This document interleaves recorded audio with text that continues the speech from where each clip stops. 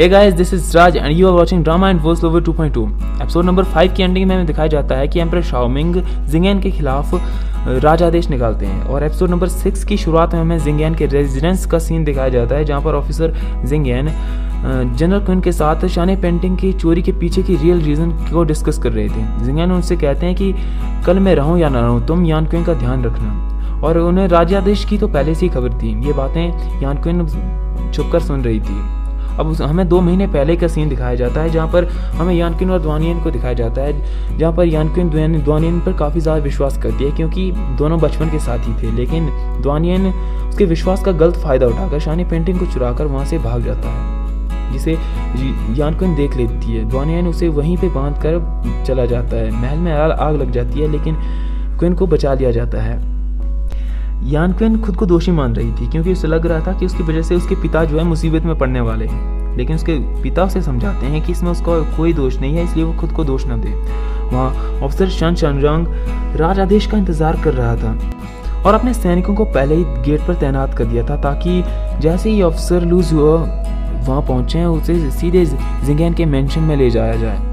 साथ ही शहर की जो आवाजाही है उसे पूरी तरह से रोक दिया जाता है। अब ना तो कोई शहर में एंटर कर सकता है, ना ही शहर के बाहर जा सकता है। सीन शिफ्ट होता है डॉक्टर जुओ और कोवर पर, जहाँ पर कोवर जो है डॉक्टर जुओ की गोद में बेहोश पड़ी हुई थी। जैसे वो होश में आती है, वो जुओ से चाइल्ड डेविल के बारे में पूछती है क्योंकि उसी के वार से वो बेहोश हुई थी। जुओ कहता है कि वो चला गया, अब वो वापस नहीं आएगा, उसने एक ट्रिक का यूज़ करा है। कोवर कहती है कि ठीक है, तो अब हमें तो जुओ शहर के लिए निकलना चाहिए। लेकिन डॉक्टर वहाँ पर जाना नहीं चाहता था, उसे अपने टीचर के पास जाना था ताकि अपना इलाज करवाया जा सके। कोयर पूछती है कि तुम्हें क्या हुआ है, तो डॉक्टर कहता है कि जब 3 डेविल्स ने उसे कैद किया था तो उस दौरान उस पर एक जहर का असर हो गया था, जिसकी वजह से वो काफ़ी ज़्यादा कमज़ोर होने लगा है। इसीलिए उसे अपने गुरु के पास जाना होगा ताकि अपना जो है इलाज कराया जा सके। और रही बात शाने पेंटिंग की, तो मिस शेन और येन उसके लिए काफ़ी हैं। वो उसे तो शहर में पहुंचा देंगे। तुम्हें मेरी केयर करनी होगी क्योंकि यही सौदा तुमने वेन सी युआन के साथ किया है। अब कोवेर भी उसकी बात मान जाती है। सीन शिफ्ट होता है और हमें मिस शेन और मोयू का सीन दिखाया जाता है, जो कि तोजो शहर के गेट पर पहुंच जाते हैं। गेट पर कड़ा पहरा देखकर मिस शेन समझ जाती है कि कुछ तो गड़बड़ चल रही है। इसी वजह से वो मोयू को अगले दिन दोपहर तक उसका वहीं इंतज़ार करने के लिए कहकर शहर के अंदर एंटर कर जाती है। में राजधानी से ऑफिसर लूशियो भी राजादेश लेकर वहां पर पहुंच जाते हैं। मिस्टर शन सेजोंग के जो सैनिक होते हैं उसे लेकर सीधे जिंगेन के रेजिडेंस की ओर निकल जाते हैं, ताकि जिंगेन के पास कोई भी मौका ना हो खुद को बचाने का। जैसे वो जिंगेन के रेजिडेंस के बाहर पहुंचते हैं, जिंगेन उन्हें रेस्ट करने के लिए कहते हैं और राजादेश अगले दिन सुनाने के लिए कहते हैं। लेकिन मिस्टर शन सेजोंग राजादेश सुना देते हैं और जिंगेन को मजबूर करते हैं ताकि वो इसे एक्सेप्ट कर ले।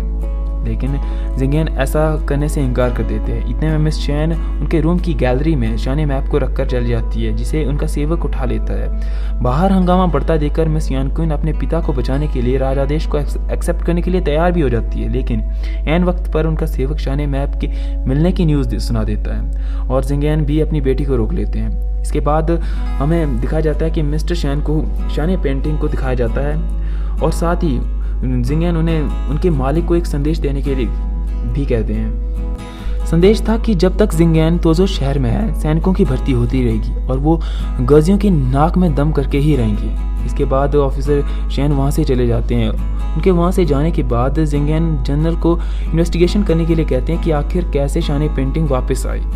वहाँ अपनी हार से बौखलाए हुए ऑफिसर शान जिंगेन की नई कमजोरियां ढूंढने में जुट जाते हैं। इतने में उन्हें न्यूज़ मिलती है कि यान क्विन और द्वानियन बचपन के साथी हैं। अब वो इन दोनों के रिलेशन से संबंधित सबूत ढूंढने में जुट जाते हैं, या यूँ कहें तो किसी तरह से यान क्विन को इसमें घसीटने की कोशिश करते हैं। जुयन और यन भी तोजो शहर में पहुंचते हैं, लेकिन मोयू उन्हें दोपहर तक वेट करने के लिए कहकर रोक लेता है। अब हमें कोवर जुओ का सीन दिखाया जाता है। कोवर तोजो शहर जाना चाहती थी क्योंकि उसने मिस शेन से वादा किया था कि वो डॉक्टर को लेकर वहां पहुंचेगी, पर जुओ के बीमार होने की वजह से वो वहां जा नहीं पा रही थी। जुओ कहता है कि क्या तुम्हें मेरी फिक्र है, तो कोवर कहती है नहीं। जुओ कहता है कि तुम मेरे बारे में क्लियर क्यों नहीं हो, तो कोवर कहती है कि मुझे तुम्हें सही सलामत वेन सियान के पास पहुंचाना है, सही सलामत। फिर तुम अपने रास्ते और मैं अपने रास्ते, और वो गुस्सा हो जाती है। इसी वजह से उसे खुश करने के लिए जुओ अपना रास्ता बदल देता है और तोजो शहर के लिए चल पड़ता है।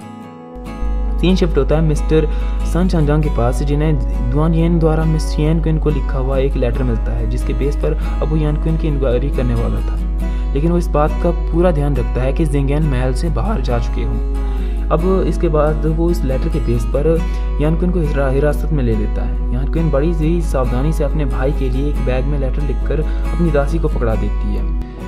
जुओ जब शहर में पहुंचता है तो उसे मिस चैन से किसी लेडी के अरेस्ट होने की खबर मिलती है जो कि 18 साल से अबव की है और शाही परिवार की है। ये सुन जुओ समझ जाता है कि ये यान क्विन ही है।